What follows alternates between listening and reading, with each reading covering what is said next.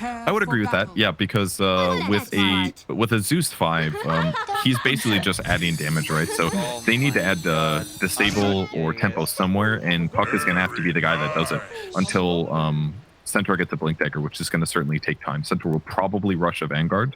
That way he can be extremely survivable against the Nature's Prophet. And I think his goal is to just be so tanky with Retaliate that he actually does continue to lane against Nature's Prophet. And then if Nature's Prophet does go around ganking side lanes, Centaur is actually quite effective at taking towers with Vanguard. You kill creep waves insanely fast without spending any resources, and occasionally you can let the tower hit you to reflect damage even faster. So it might allow them to like offset some of the tower taking that will be done if TSM is successful in their ganks with the Nature's Prophet.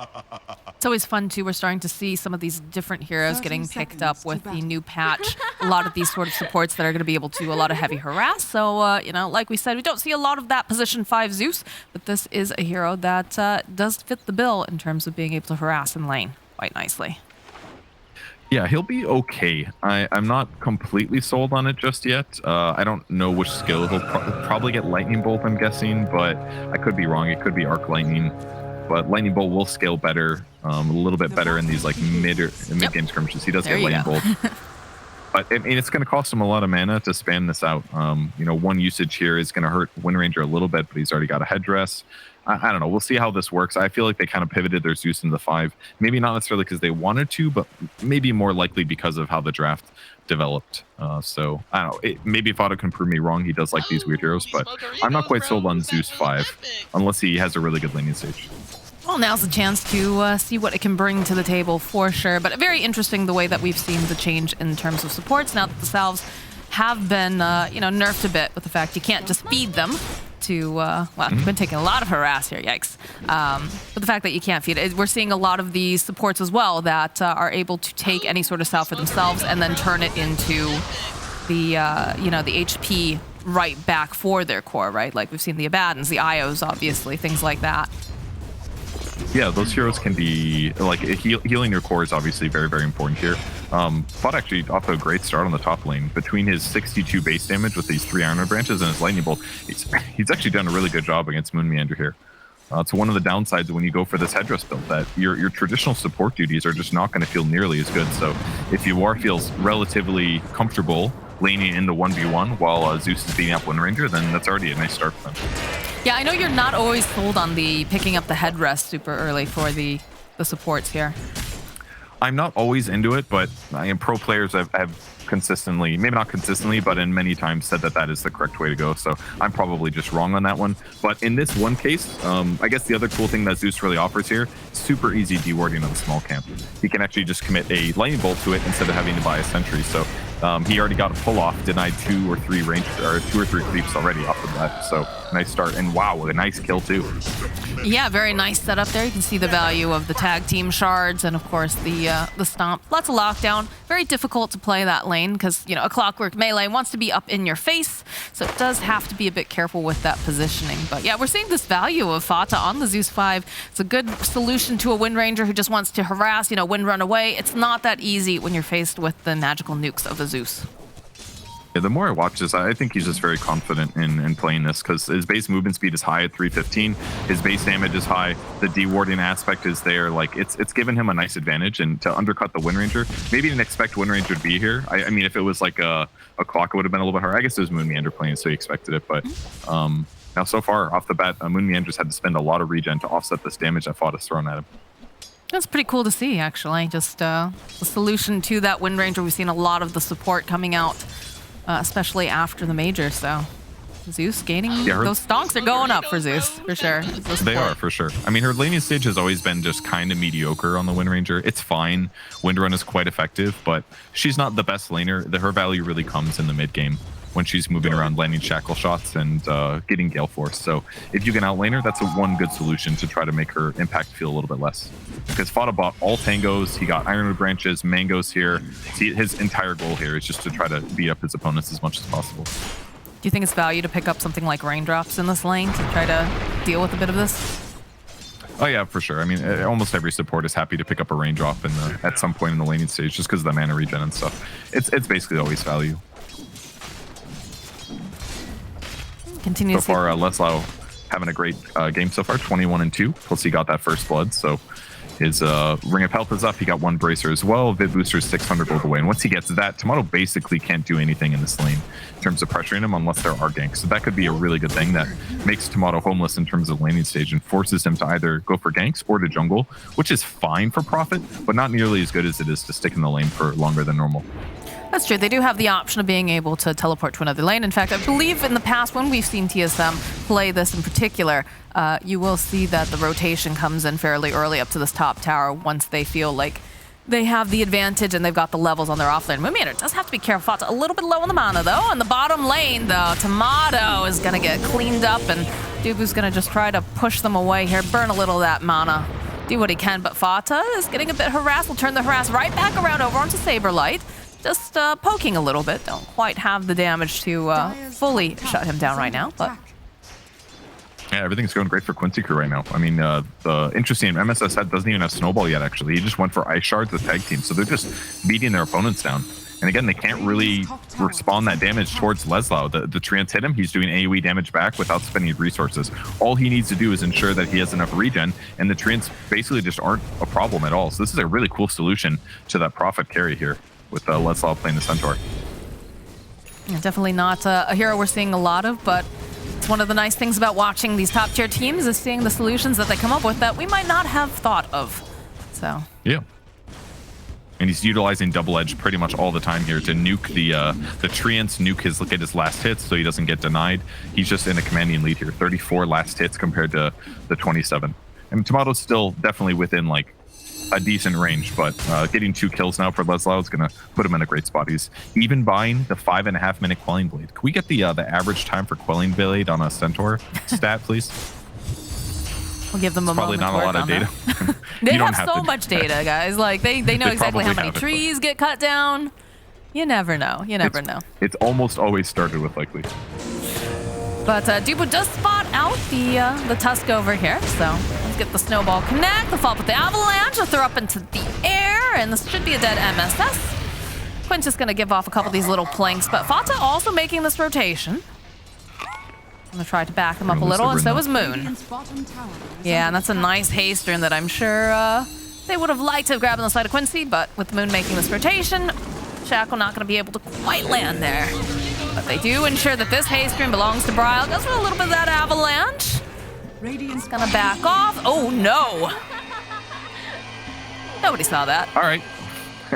Well, hey, a great dodge at least by on the avalanche. He read that one really well. But ultimately, yeah, the Dream Coil would have been perfect, but a little bit out of position for that one. So a lot of effort to try to secure the rune. Gets used to save Bryle, which is nice for him.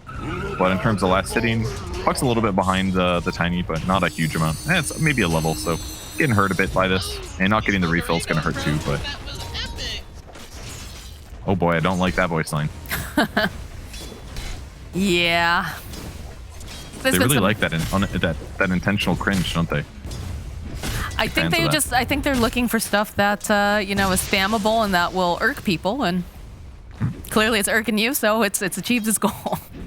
It has, yes. The annoying category is being fulfilled very well by Simply 2Ways. Oh yeah, yep. They got money of them. They really just doubled down on that category for sure. There's that early tower that Centaur took. Very, very easy for him to do this.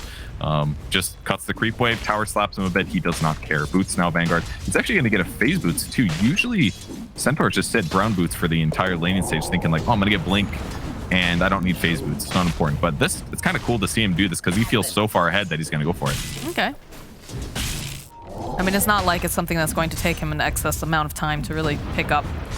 Because I know sometimes we'll see these offlaners, you know, they should be going for the blink dagger, they go for something else, and then you look back and you're like, oh man, they really should have gone for the blink instead of that one other item. But it is just, you know, the phase boot, so. Yeah, it's not that expensive, but I just feel like it's because he's quite ahead here. The extra armor is going to be really helpful. There's a lot of physical damage from the TSM side, and yeah, his blink dagger doesn't come out as fast, but I think he's so far ahead that it's not a big deal. It'll make his laning stage completely fine, and then he can transition later and get active with Puck, Dream Quells, and stuff like that. He's got huge control of basically this whole area on the bottom. There's a nice observer ward that will spot some of his rotations, and as long as he doesn't make any big mistakes, I think he'll be completely fine down here. And I also like that he's jungling while he gives MSS the creep wave too. It's a really smart thing to do to help MSS catch up, get sticks at a good timing, buy his crucial items, and that'll make him more impactful in this mid game fights. I do love to see that efficiency there. As also in the bottom lane, you can see that Dubu also trying to get some of these levels online for himself. He had a difficult time once they started to put the pressure down, obviously, with the Centaur and the Tusk. Just not being able to thrive that well, letting Tomato just hit the creeps at a distance. And Dubu had to find something else to do during that time. In fact, still getting bullied a bit here by Laslau. Top lane, though, do manage to land a Shackle. Needs some follow-up damage, though, because you are the time back around. They do Saber Light here, but shards will connect. And now Moon Meander looks like, yep, in comes Quinn. He finds himself a nice pick-off with this rotation to the top lane. And instantly, Fada finds the Observer Ward as well. Gives him the ping back. Puts in a bit of a weird place, but able to get that and get a kill rotation, making the Wind Ranger feel a little bit less impactful, but that's still only the first death here for Moon Meander. Brawl rotating the safe lane here, trying to maybe kill Centaur. I don't really know if it's viable, though. They've got a lot of magic burst, I guess. Battery Salt could do a lot too, but it would have taken a lot to kill Centaur. I think it was just the realization that, okay, we got 4 heroes top. Let's try to do something anywhere else on the map right now. And perhaps that's the reason why they decided they wanted to try to make that move. But of course, they do have the vision over in the Radiant jungle to help protect Laslau. She just says, get out here, Moon Meander. You're not doing anything. Yeah, I think you're very likely right. Maybe they find a support or somebody else, or maybe they find him at a perfect position to get a kill, but for now, it's just Dubu kind of hitting creeps. His game has kind of really been put in a weird place due to the Centaur pick, because it's not like if Centaur just can't really be harassed very much by the trees, and he got first blood. Now Clockwork is never going to want to commit to a kill because they just weren't ever going to kill him. So Dubu, the Clockwork, just doesn't get these kill opportunities that he normally would have access to. He's going to rotate top, though, to look to help out. He actually does have a tome, though, so he's going to be ready to go for a hook shot. Checks for an Observer Ward, and we'll see if he can get a setup to the Saber Light. All right, well, they'll start off with the Dream Coil. Dubu getting into position. Hook shots over onto the Zeus. We'll buy enough time here for this Night Stalker to stay alive. Dark Ascension gets popped. So Dubu coming in handy, but now he is left alone with 3 different heroes. Yeah, no, Yoar happily will pick that kill, but they do manage to save this Night Stalker. Now over in the mid lane, Laslau is going to make a rotation on Bryle. He's trying to get some damage on the tower. It's the Avalanche toss back. Rest of the team is on their way, though. So I'm trying to bait a little bit of Saber Light. Okay, there it is. They do manage to get the Stampede off. They get the Stomp and the follow-up now with Thunder God's Wrath. It's going to look a little dicey, but eventually they'll get the kill on Bryle. It was a really good attempt by TSM because they were in a terrible situation, right? Clockwork dies, basically accomplishing nothing because the Zeus pressed 1 spell for 50 mana, and then they tried to use that Night Stalker ulti because that was daytime they popped it. It was used defensively, they got nothing offensively, so they're like, well, let's try to get something out of this with the Centaur kill. But the ulti reaction there by Centaur, it was pretty likely, but ultimately they lose so much in these engagements. Moon Meander is held by the Dream Coil. They have so much damage on the side of Quincy. As they jump down here, they'll be able to find themselves Saber Light. The teleport's coming in, though, from Bryle. Should be able to clean up on Laslau, and they should be able to go and close the gap over on MSS. So a double kill here now for Bryle in this bot lane. Really nicely done. I didn't see how that started, but yeah, they bursted them down. Managing to do that is really good for their overall net worth. But the game still looks pretty tough because they've got 3 minutes now without Night Stalker ulti. Saber Light is going for an armlet this game, so trying to provide some carry potential to maybe offset a little bit of the lacking that might be gone, maybe from Nature's Prophet or something. Maybe just so they can take it to the Tusk, the Wraith King better. But either way, the game is going quite well for Quincy. More pressure on Moon Meander now. And a little bit of a chase. You managed to land. Oh, nice shackle coming out from Moon Meander. Should be enough for him to just walk away. Escape there. I mean, the one nice thing out of this for TSM, right, because they are struggling quite a bit, like you said, is the fact that this Nature's Prophet, for the most part, we haven't seen him, right? He's just been able to go and do his farming, start building up that net worth, currently at the top of the net worth, too. Although, all right, bottom lane, they'll find themselves Fada. Nicely done. Yeah, that's basically what he's been doing, right? Pushing creep waves. He helped a little bit in that bot double kill there. They almost went on Tomato here. They're thinking about it. Not quite in range. No Blink Dagger on either MSS or Puck. The Quinn playing the Puck. But nice kill and punish on the 5-position Zeus, who's so far gotten away with a lot. I gotta say, he's been playing extremely effectively. Dubu gets a little ancient block in the meantime, though, but I don't think Quincy crew cares that much. They're getting a lot done on the map. They're pushing out waves to the skeletons. One of the big benefits that UR brings with the Wraith King here. I'm gonna get the jump onto this Wraith King, throw him right in the middle of the cogs, but who's trapped here with who is the question, because Dubu is gonna have to back off here. And there's a rotation coming out now. Quinn and MSS making their way over, looking for Dubu. Shards are gonna go right past the snowball, not gonna be able to connect it. Very, very close, though. Yeah, really close. Maybe some vision issues there for him hesitating on the snowball, but yeah, he gets out. Fada gonna get dove top, though. Look at the TPs are coming out, trying to save him, trying to protect. Cannot do it fast enough, though. Not with this many heroes over here, but they will go get the jump in over onto Saberlight. Will they be able to get themselves a retaliation kill? Possibly? No, he's going to fly away over the tree line. And now the roll in coming out. There's going to be the avalanche thrown, followed up with a nice power shot. They'll turn it around. They get the kill on MSS. They're still chasing after here. They really would love to get this kill. That Wrath of Nature, though, it does a lot of damage. And somehow Saberlight and Bryle's still alive. They'll get the kill on Leslau. Now they want Quinn. They've got a hook shot with his name on it. Beautifully done by TSM. Oh, that was so good. A little bit of a miss on the last orb there. Doesn't hit any of the low heroes, but great kiting. That toss by Bryle was so instrumental there. It looked like they were going to be able to kill Night Stalker for sure, but he just throws the Tusk in the air. He doesn't get as much gap close. He doesn't get to cast Snowball when he wants to, and as a result, Night Stalker gets away. And then it looked like they had a kill finally, but the armor and the 3-man avalanche plus the shackle shot just did enough to clean up. Quinn's orb there ends up missing. They don't quite get the right clicks. At this point, they're so low. Oh, he almost gets the stun off, but Bryle tosses him as well. And Bryle just completely broke their ankles there. Really good job. And they even Zeus ulti too. I don't even think they got a kill from that, did they? Man, what a great play from TSM. That got him back in the game in a big way. They did eventually get Saberlight. It was the puck who finished him off. But yeah, no, they sat at such low health that entire time, and the perfect just kiting coming out in that fight. Very, very fun Dota to watch. And now it's nighttime again, so TSM's pretty happy they were able to manage that. For sure. Yeah, I have to say, we were a bit disappointed with the way that, the laning phase went for Dubu, just because of the fact that Quincy, they drafted a very strong lane against this, position 5 Clockwork, but he's always going to have a lot of value, right? Having something like a Clockwork for the vision, or being able to initiate and have that, hook shot to jump into the fights is always going to be super value, even if you're a little bit under-leveled. Yeah, the tough thing for him is he can't solo kill the Zeus here. He's going to fish for it a little bit. Kind of a weird game. He can't hook first, but yeah, he still has a lot of value. Certainly, he can ensure that his opponents aren't escaping from Stampede, things like that. He can start a chain stun basically very easily. There's definitely good value from his hero. That and the fact that it pierces spell immunity too. I feel like those sorts of spells are just always very, very value. But gonna get the jump in the bottom lane on Saberlight. Not gonna be able to quite connect though. So it'll be a deep snowball, and they'll find themselves with Meander, but MSS, he can't go anywhere. He's stuck in the trees, and there's a strong wind. The chase is on after Leslau. The toss, get the kill from Tomato. Not going to be able to land the hookshot over, though, onto Quinn. Chase is on. This is looking like it's going to be a bit difficult for them to get their hands on this puck. In fact, he drops the Dream Coil just for some self-preservation.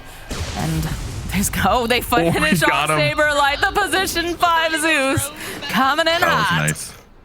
Pressed the ulti right when he turned off his armlet there. He went to armlet toggle and he gets him. Really nicely done. Makes the Dream Coil feel even better too. And Quinn didn't even leave. He just stayed bottom, so no loss of TP scroll here. He's going to cut the creep wave a little bit and keep the pressure on them. That was a really, really big kill by Fada. It basically slows down the roll that TSM was going with there. But for the first sighting of the Gale Force, it was very effective. It basically just forced Quincy to stick around when they did not want to, and that is the value of the hero. Still a very neck-and-neck game, though. It's about a 1K lead going over to the side of TSM. And again, Tomato just continues to farm up. Does have the BKB. He's got himself the Maelstrom. And is sitting pretty at top, but not very far behind him is, of course, the Wraith King, Puck, and the Centaur. But they're trading off now. We're seeing more and more net worth just coming out even here between these other heroes. Yeah, the BKB fight with Nature's Prophet, the bot tier 2, I think with that last fight or the fight before, don't remember, but it was quite effective, and he's been hitting creeps this whole time too, just ready to always follow up on his teammates. And so the nicest thing about their draft actually is that if you do play Prophet carry, you want allies that can go set up and do things. And if you look at every hero on the TSM side, they are all good at that. So he basically gets to constantly maximize farm, hitting ancients, neutrals, creep waves, push out lanes with this Nature's Call, and he's always ready to jump in once he has BKB like this. So he's in a great position. Ultimately, the Wraith King, yeah, his net worth's really solid too. The Deso will be very effective at securing kills, but his timing is coming a little bit later. Once he gets Blink Dagger, then his fights are going to be a little bit more straightforward. Speaking of that Blink Dagger, I believe we just have one picked up on Puck. Even slipperier. A little bit of scouting though, tossed out. They've got the smoke over in play at TSM. They're looking for an angle. They'd like to take this mid tower. But looks like they might navigate down to the bottom area. See Nature's Prophet already doing the relocate. Some big trees. All right, you are running over now. Quincy goes in. All right. Dubu doing a bit of scouting, doing a little bit of death, looks like too. That's really messed up. He was trying to dig and they interrupted his channeling time, so he didn't get to finish his dig. Could have been a bounty rune. It could have been. So let him finish it, then you kill him, then you steal his bounty rune. Would have been way better. But definitely the best hero for TSM to lose in that engagement, of course. Dubu just did a great job reading their movements. He roamed over trying to get some pickoffs, and whoever was left over, and nobody was there though. They were all spread out, so still a very even game. And we do have the Blink Dagger completed now for this Wraith King, so he's going to be able to follow up his Puck, follow up his Centaur, whatever is necessary, or he can be the one who jumps forward if needed. A lot of options on board. Throwing out like huge amounts of physical damage is definitely really effective, especially if you can catch the Wind Ranger. If she doesn't press Wind Run in time, if you get her with a Puck Silence and you jump in and stun hit her, she's going to die really, really quickly. So that's probably goal number one. Dealing with Nature's Prophet would be excellent as well, but he's already got pretty good armor. I mean, this hero has disgustingly high agility gain, 3.6 per level on Nature's Prophet. So solving armor is not that important on the hero, but he has also picked up a plate mill. He's going to go AC afterwards, and then the Wraith King isn't going to feel that bad when they end up fighting head to head at some point in these fights.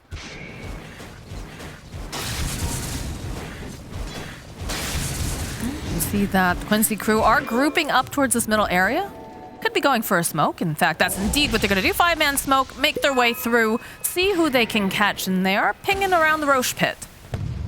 A little rocket flare. It's gonna be Dubu again. This is breaking the smokes. This seems to be his main part of the team right now. Although they do manage to find Saberlight. Stomp forward from Leslau. Looks like he was hoping maybe he could let Quinn finish it off, but he'll take it for himself, and they'll put pressure on the top tower and perhaps make their way over to the Roche pit. They do have the Deso on UR.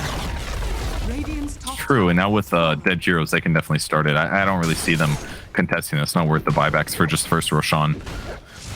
Curious who they'll put it on. Probably not Wraith King, but you never know. If he really wants to get aggressive, then it can be useful on him. Maybe they'll throw it on Centaur or Puck instead. I could see possibly Puck, but Puck is already very, very slippery, so that's... Alright, yeah, it's still gonna be Quinn. We'll take it. It'll be Quinn. Really, a great skirmish though. Ooh, they caught Bryle was poking at Fox. Okay, alright, there it is. What? There's a... He almost manages to get the save off. Nice shackle on the back lines over on Quinn. Again, he has the Aegis, so there'll be a toss back. Lelis just jumping forward, though. Oh, clean up Bryle after a little bit of doing. That double slap plus the Nature's Prophet ulti just instantly kills Fada there. But it's fine. He helped secure the lockdown there so that Bryle gets killed. Nice catch there. And basically, Quincy crew getting everything they want out of these skirmishes. I mean, that was an Arcane Rune when they caught them top as well, so Puck is ready to go. Just needs mana. It looks like for like half a second, you see his little corpse fall over. But it's like, I'm helping. I mean, he did, though. He helped set that up. That's a very valuable kill. Bro kind of almost got out, actually, but they managed to catch him. And in fact, he actually does have Ags queued up on the Tiny, not a BKB. So it doesn't feel so good about the BKB timings, obviously. It did get nerfed in a pretty big timing way.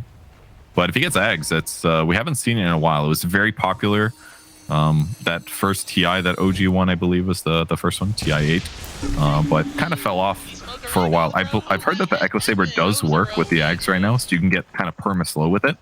But it'll be a really nice way to add more damage from Brow's perspective without having to put himself too much in danger. And if they can layer it with disables like Shackle Shot or Hook Shot Cogs, he's going to do a ton of AoE damage, and it's going to really provide a lot of carry potential. But until he gets it, he's still very vulnerable to these moments where Quincy does catch him and he's out of position. So that's the scary part.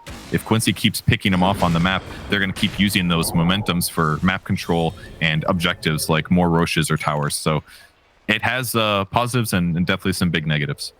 Speaking of momentum, seeing a lot of mobility now. I think everybody on the side of Quincy Crew has picked themselves up a Blink Dagger, except for Fata. But again, he's got his little jump, right? You know, he can be part of the Blink Club. That's true.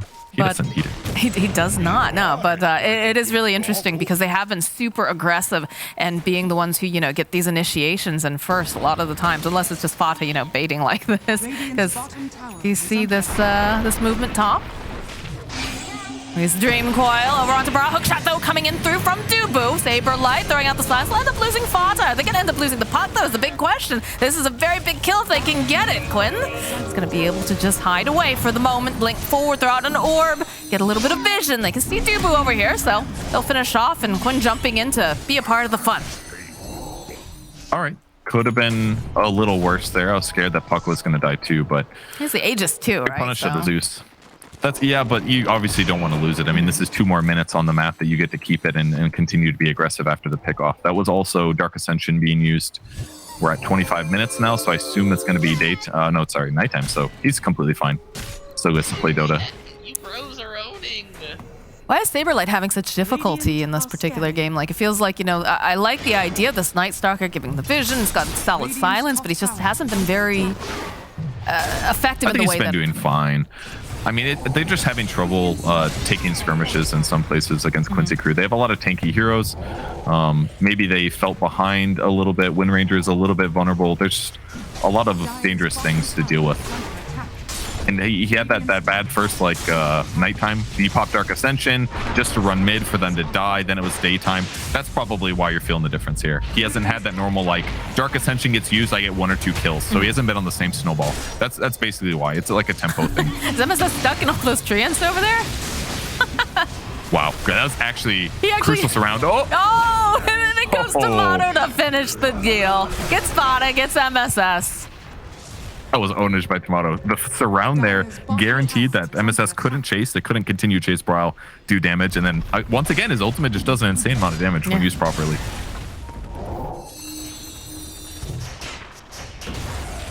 Still very, very close game though. 26 minutes in. My Clockwork's working on picking up his shard. Gonna be nice to give a little bit more vision, a little bit more mobility. Yeah, feels like the name of the game for this particular match.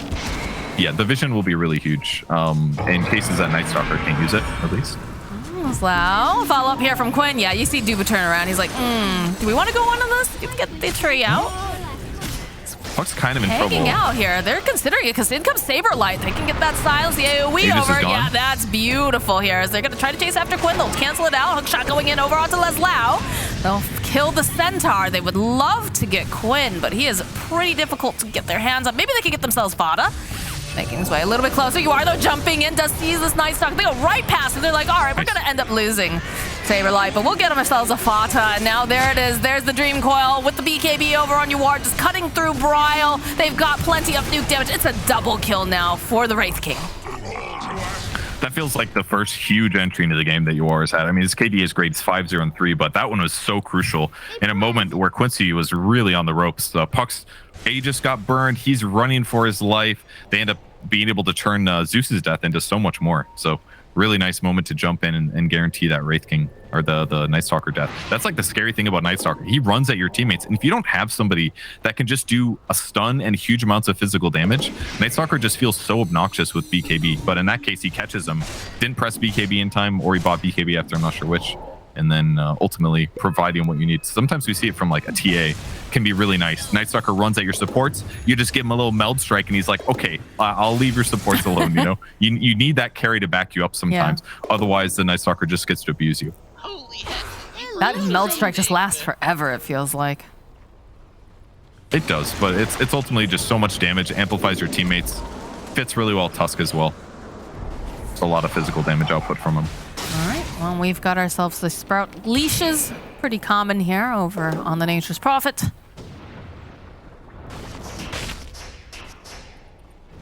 This time, starting to see a little bit of a shift over to the side of Quincy crew. The Sprout leash is going to be really good against Puck. That's the scary thing for him. Won't be able to use some of his abilities. Probably no blink. I don't know exactly what it stops on him because a lot of it's also probably stops him from using Winnie Rift, I would imagine. Ooh, a nice initiation coming out from Laslau. He's got his own BKB. They blow up Moon Meander. And now Saberlight, he's popped his own BKB. He's going to retreat. So I get a nice hit and run over on the Wind Ranger.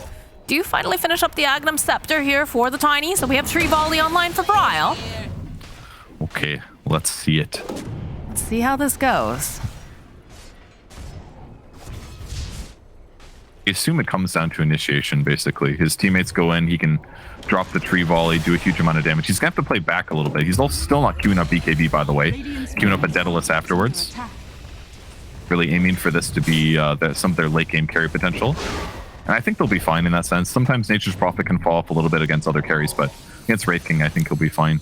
And having the tree volley on top of that means tons of damage output if TSM can take the initiations.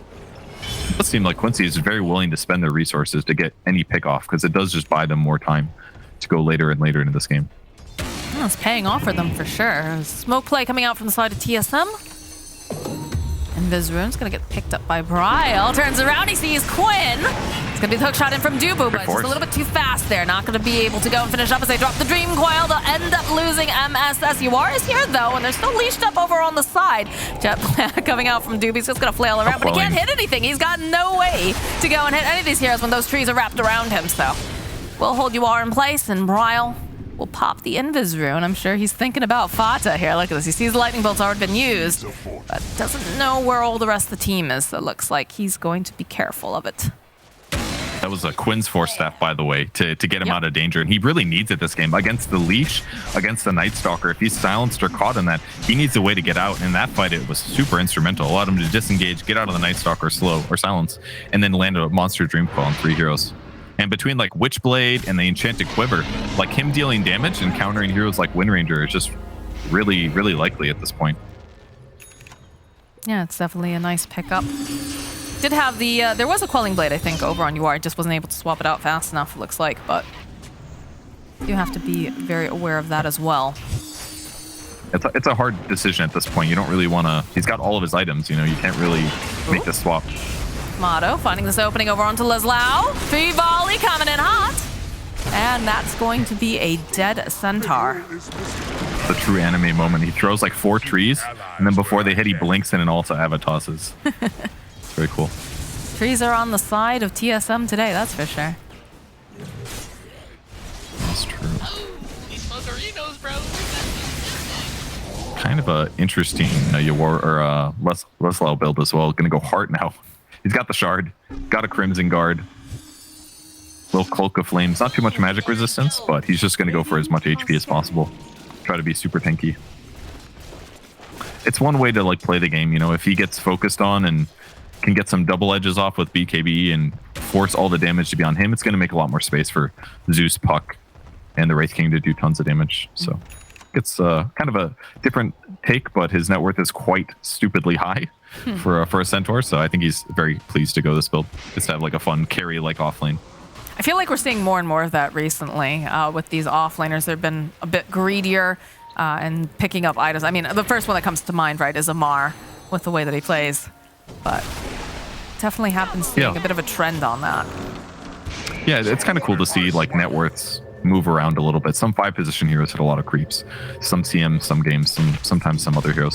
Dubu's hit a lot of neutrals this game, not necessarily on purpose, just because there's not much else to do. BKB gets popped though. Does, and Quentin jumping over to the other side. They do manage to find him though. Nice Shackle coming into play. They should be able to punish this. That's going to be an Aegis. Now Now they just No have sounds. to figure that they know exactly where they have the lockdown. They've got themselves an avalanche. Nice. Avalanche into Shackle. Nice way to catch him. That's a big punish. Great catch there by TSM. And finally, they get aggressive against Quincy. But Quincy was not ready for him to get caught. No, they were not ready for that. Holy shit. They were so ready for him to be. So like, this guy's going to be greedy. He's going to come look for a +1, and we're just going to smash him. And another big moment, because that takes away the advantage that TSM got with the puck pickoff. So very cool. They're really bringing it back towards TSM when they get an advantage. And Quincy's playing really solid.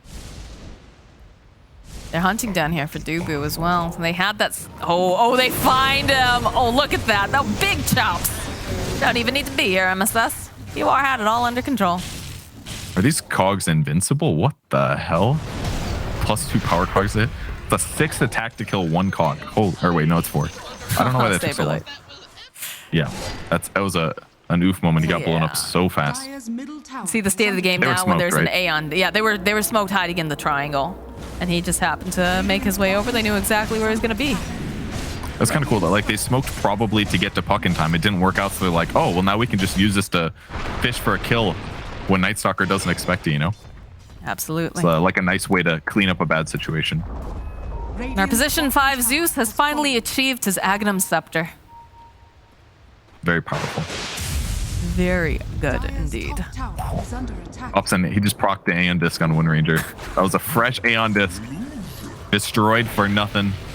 I was about to say, you can really tell the state of the game for the supports when they have to get themselves an Aeon disc at 34 minutes in.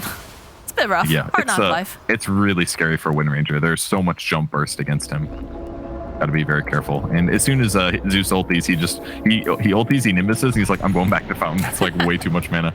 So he's not going to be very good at like staying on the map for long periods of time, but split pushing out waves with Nimbus is going to be really effective if he needs to do that. Following up on his allies at initiate is going to be another really big help for him. And definitely. His damage is really high. He's got level 18, so his total burst is close to 1,000 damage. So anybody that gets grabbed by the Quincy crew side, that person, if they're not BKB'd, they're going to get bursted down really quick.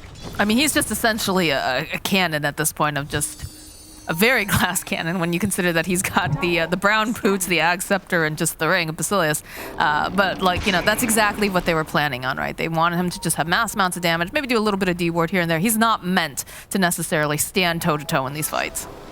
Yeah, and that's the nicest thing about it is that he's got Heavenly Jump, obviously. That got him to this point very effectively.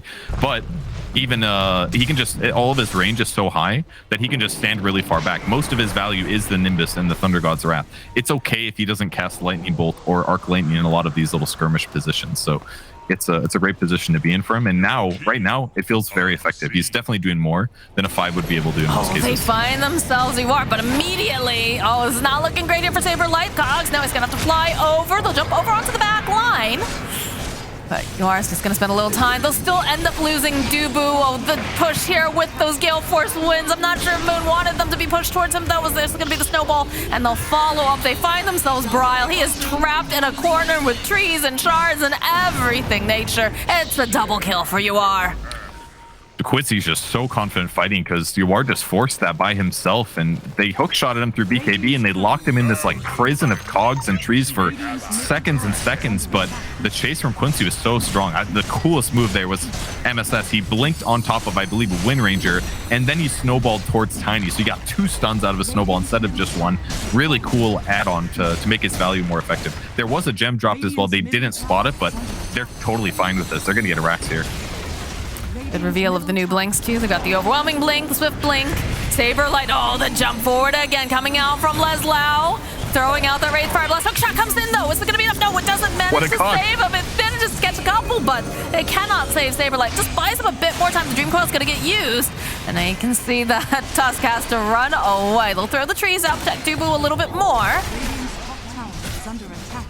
But they're going to just try to push them off of their buildings. It's looking a little difficult right now. They don't have their Tiny. They don't have the Night Stalker. They're up the Gale Force wins again. Tree up Leslau, managing to land the Shackle on top of that, but they have to be careful because Yuar's walking right over here. Dubu chasing after him. These are some big hits, but they do manage to go. They're holding him and everything they can for a prison, but they still end up losing Dubu. It's just proving to be very difficult to take out this Wraith King. Really nicely done by them. Like they're just taking every opportunity that they see, and they're playing so well together around it. Just backing each other up perfectly. The Crimson Guard helps keep the Tusk alive when they overdive a little bit. When Puck gets gone on, they back him up as well. There was a great Force Staff there to save Leslau when he got Sprout and Cogged. They are just backing each other up so well. And now it's just a mega farmed Wraith King. Clip one, great dive here. Trying to kill Saberlight. They did end up getting him. Great Cogs. Sprout, sort of bad, pushed them all out a little bit here. But they know what their play is. It's just lock their opponents down and don't let them get in the fight. And it's hurt Yawar in a lot of these fights, but he just hasn't died yet. 7, 0, and 10. He does a huge amount of damage. Even if his window to hit heroes is low, his damage is so much right now that it's okay. He can usually get at least one, and the rest of his team can run at his opponents. But if the net worth was closer, I just feel like Yawar would be doing nothing in these fights. He'd get locked in this Sprout Cog prison, and he wouldn't be able to get out. Mm-hmm. Now, do you think it would have been value for... I know that we've got the BKBs on a lot of the heroes over on TSM, but should they have picked up something like a pipe too? Just because I feel like when you open these fights with the amount of damage that Fata can output, you're already at a disadvantage.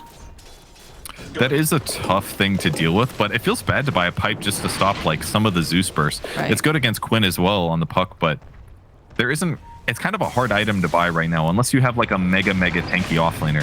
Nightstalker's tanky, but BKB is what you need, and once you already have BKB, buying pipe after that does not feel good. And frankly, pipe on Nightstalker just isn't really right. Mm-hmm. So the thought is slightly right, but it's just like hard to it's hard to fit it in. It really is difficult. Is there any value of, like, obviously, you know, when you're depending, right? Because like the Zeus being able to, you know, hit you. Oh, hold that thought. Quinn poking away here at Saberlight. Saberlight does have the BKB available, so he's gonna have to teleport out. I was gonna ask. Cool.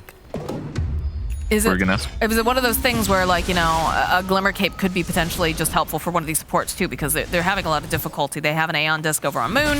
Dubu probably not the person that you probably want to pick that up on, but is there any potential with that? I don't know. Because I don't know if Glimmer's the way. It's all the fights are so fast. It's really difficult to like even plan for Glimmer to kick in. Quincy is just executing so quickly.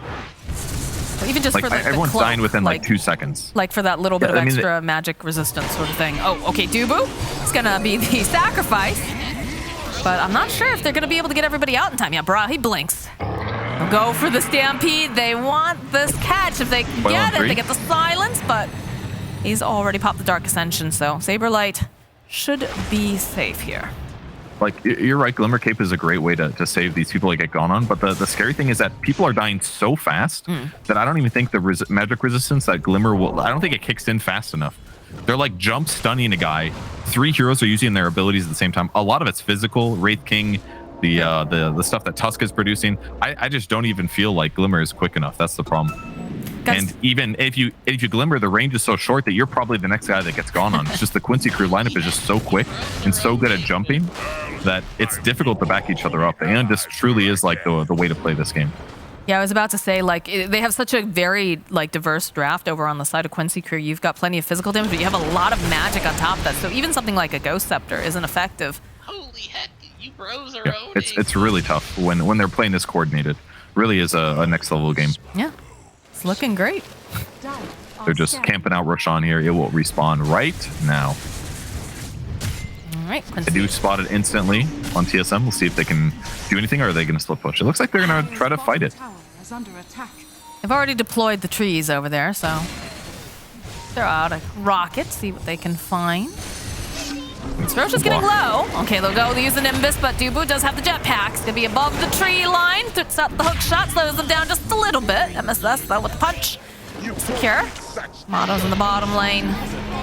Bottles up the double damage. That's going to be very necessary, I have a feeling. He will continue to farm, and Quinn will get the Aegis for a second time around. Who got the goodies, though? Like, Refresher Shard on Puck. Yeah, Cheese Centaur, so no free Ags here. Still a really good position. I love how they're using Zeus ulti like this. Again, when it's a 5, it does not feel like a big impact. You're like, whatever, it's on cooldown for a bit, no big deal. You know, they found Saberlight previously with it. He was forced to press BKB and go back. It's time. Oh. We have the rapier. It is, and they spotted it. It's definitely time.